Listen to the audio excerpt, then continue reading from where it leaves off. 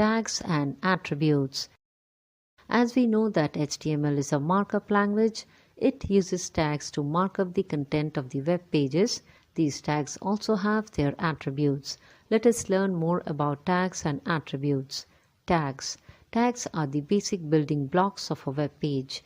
They tell the browser how the information is to be displayed on the web page. Tags do not appear in the browser window, but they affect the display of the text and non-text items in it. Each tag in HTML follows specific rules and syntax. HTML tags are not case sensitive. In HTML document, a tag name begins with an opening angular bracket and ends with closing angular bracket. For example, tag name, content, /tag name. Both opening and closing tags are same. The only difference is that the closing tag contains a / before the tag name. Most of the tags in HTML have opening and closing tags. A combination of opening tag, content, and closing tag is called an element.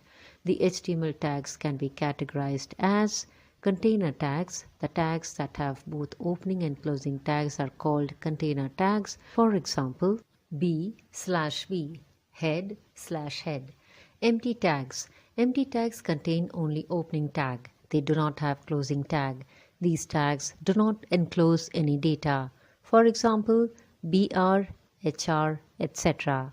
HTML tags can also be further classified as block level tags. The block level tags take up the full width available and by default begin on a new line. Some of the block level tags are paragraph, p, headings h1 to h6, horizontal rule, hr, etc.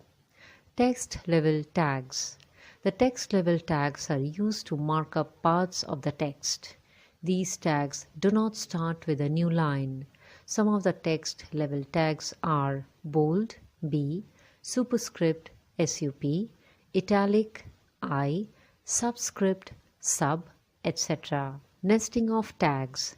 Nesting of tags means that you can start a new tag before closing the previous tag.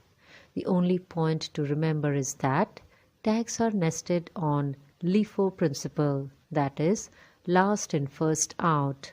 This means that the tag that has been opened last needs to be closed first. Attribute. An attribute is a property that provides some additional information about a tag. It enhances the functionality of a tag. It always specified inside the opening tag. All attributes consist of two parts, a name and a value.